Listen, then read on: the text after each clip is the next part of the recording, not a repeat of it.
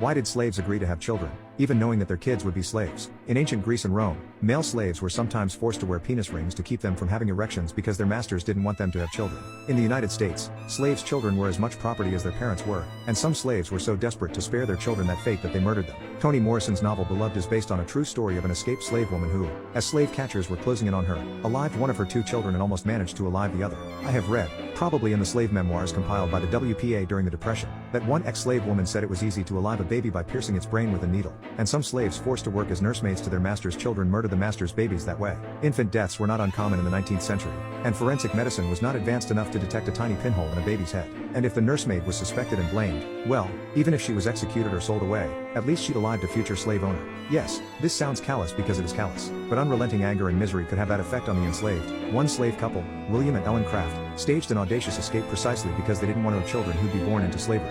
Ellen was so light-skinned that she could pass for white.